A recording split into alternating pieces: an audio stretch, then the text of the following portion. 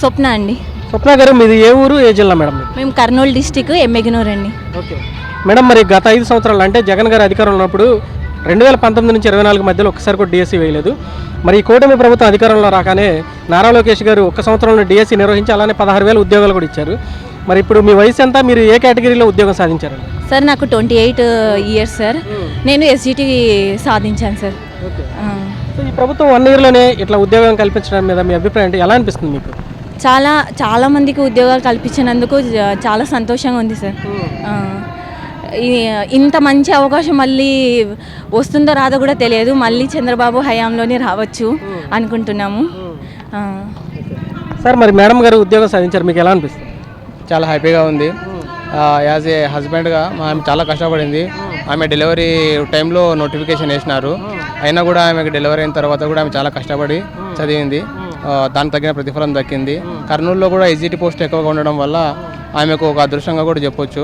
ఈమె లాంటి వాళ్ళు చాలామంది కూడా కర్నూలు ఎస్జిటీలో చాలా మంది ఉద్యోగాలు సాధించినారు. స్కూల్ అసిస్టెంట్స్ కూడా చాలామంది సాధించినారు.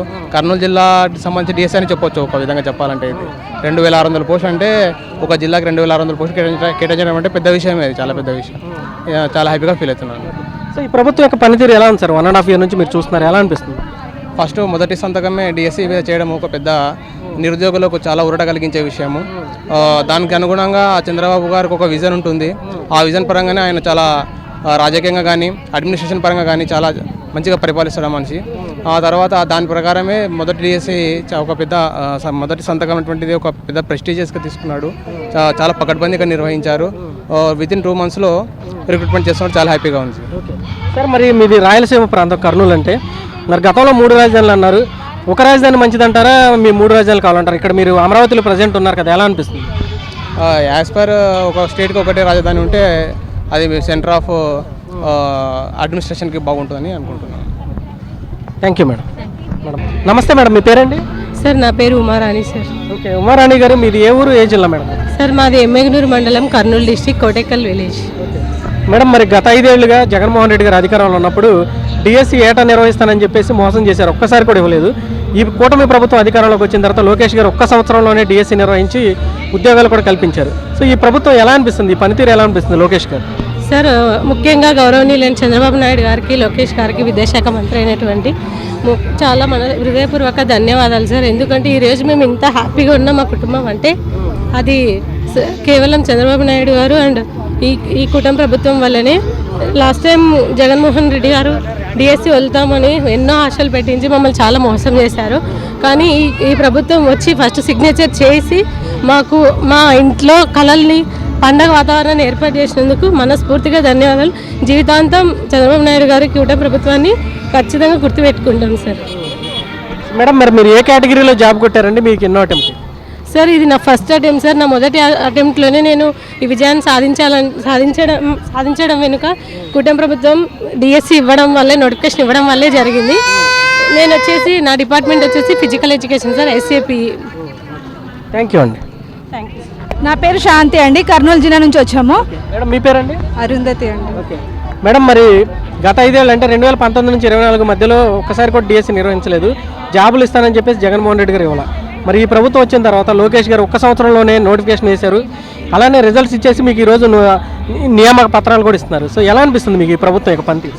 అవునండి, నోటిఫికేషన్ వదిలాక ఫస్ట్ టైం డిఎస్సి ప్రపంచంలో ఫస్ట్ టైం ఇంత తక్కువ రోజులో జాబ్ అపాయింట్మెంట్ ఇవ్వడం అనేది మేము చాలా హ్యాపీగా ఫీల్ అవుతున్నాం. 7 years నుంచి దీనిలోనే డిఎస్సి ప్రపంచంలోనే ఉన్నాము. ఈ రోజుతో మాకు మంచి రోజులు వస్తాయని అనుకుంటున్నాం. సో మేడం మీకు ఎలా అనిపిస్తుందండి? ఏ కేటగిరీలో మీరు జాబ్ కొట్టారు? సో ఎలా అనిపిస్తుంది ఇప్పుడు మీకు? ఎస్జిటిలో కొట్టానండి. చాలా హ్యాపీగా ఉంది. 7 years వెయిట్ చేసాం దీనికోసము. ఇంత తొందరగా అయిపోవడం చాలా హ్యాపీగా ఉంది. గత 5 ఏళ్ళుగా ఇవ్వలేదు, ఇప్పుడు లోకేష్ గారి పనితీరు ఎలా అనిపిస్తుంది మీకు? ఏటా డిఎస్సి ఇస్తానంటున్నారు, మిగతా వాళ్ళకి ఏం చెప్పదలుచుకున్నారు? ఇప్పటి నుంచే కంపల్సరీగా ప్రిపరేషన్లో ఉండండి, ఎక్కడ ఆగొద్దండి. కంపల్సరీగా లోకేష్ మాట నిలబెట్టుకుంటారు. సార్ మాట అంటే మాట, మీరు ప్రిపరేషన్లో మాత్రం కంపల్సరీ ఉండండి. Okay, thank you. Thank you అండి. నమస్తే మేడం, మీ పేరండి? శాంతి సార్. శాంతి గారు మీది ఏ ఊరు ఏ జిల్లా మేడం? ఎమ్మెగనూరు, కర్నూలు జిల్లా అండి. మేడం మరి గత 5 ఏళ్ళు అంటే జగన్మోహన్ రెడ్డి గారు ఉన్నప్పుడు 2019 నుంచి 24 మధ్య కాలంలో డిఎస్సి వేస్తానని చెప్పి ఒక్కసారి కూడా డిఎస్సి నిర్వహించకుండా మోసం చేశారు. మరి ఈ కూటమి ప్రభుత్వం అధికారంలోకి వచ్చాక లోకేష్ గారు ఒక్క సంవత్సరంలోనే మరి నోటిఫికేషన్ వేశారు, రిజల్ట్స్ ఇచ్చేశారు, జాబులు కూడా మీకు వచ్చేసినాయి. సో ఈ ప్రభుత్వం యొక్క పనితీరు ఎలా అనిపిస్తుంది? లోకేష్ గారు చేసిన పని పట్ల మీ అభిప్రాయం? చాలా సంతోషంగా ఉంది సార్. ఎందుకంటే ఇంత తొందరగా మాకు డిఎస్సి పెట్టి 45 రోజులను కంప్లీట్ చేసి మళ్ళీ ఇంత తొందరగా పోస్టింగ్ ఇస్తారని ఎక్స్పెక్ట్ చేయలేదు సార్. ఈ శుభ పరిణామానికి చాలా సంతోషిస్తున్నాం సార్. ప్రతి ఏటా ఈ విధంగా పెట్టి మా నిరుద్యోగ సమస్యను తీరిస్తే ఎన్నో కుటుంబాలు సంతోషంగా ఉంటాయి సార్. అదే విధంగా స్కూళ్ళు కూడా పకడ్బందీగా ఇంకా నాణ్యమైన విద్యను అందిస్తాం కాబట్టి మేము కూడా పిల్లల్ని పిలుచుకొని పాఠశాలలో పిల్లల స్థాయి పెంచితే ఆటోమేటిక్గా పోస్టులు వస్తాయి. సార్ కూడా ఇవ్వడానికి అవకాశం ఉంటుంది కాబట్టి మేము కూడా ఇప్పుడు సార్ ఇచ్చిన అవకాశాన్ని వినియోగించుకొని సార్ పాఠశాలలో పిల్లల సంఖ్యను పెంచడానికి ట్రై చేస్తాం సార్. ఈ అవకాశం సార్ మాకు ఇంత తొందరగా లోకేష్ సార్ గారు ఇంత తొందరగా ఇచ్చినందుకు చాలా చాలా కృతజ్ఞతలు సార్. సార్కి ఎప్పుడు మనం ఈ ప్రభుత్వానికి రుణపడి ఉంటాం sir. Thank you sir. Sir ఎలా అనిపిస్తుంది? మరి మేడం గారు జాబ్ కొట్టారు, ఎలా అనిపిస్తుంది? నమస్తే సార్, నా పేరు రమేష్ నాయుడు. నేను హెడ్ మాస్టర్గా పనిచేస్తున్నా జిల్లా పరిషత్ ఉన్నత పాఠశాల ఎరిగేరి, కర్నూలు జిల్లా. మాకు చాలా సంతోషంగా ఉంది సార్. దాదాపుగా 7 సంవత్సరాల నుంచి ఒక డిఎస్సి లేకపోవడం, అనేక పాఠశాలలు ఉపాధ్యాయ ఖాళీలతో ఎన్నో సతమతం అవుతున్నాయి. చాలా స్కూలు సింగిల్ టీచర్తో కూడా బోధిస్తున్నారు. ఒక టీచర్ అంతమంది పిల్లలకి చదువు చెప్పడం చాలా కష్టం. మరి మా సమస్యను గుర్తించి ఈ కూటమి ప్రభుత్వం వచ్చిన తర్వాత వెంటనే స్పందించి ముఖ్యంగా లోకేష్ బాబు గారికి ప్రత్యేక కృతజ్ఞతలు తెలియజేస్తున్నాం.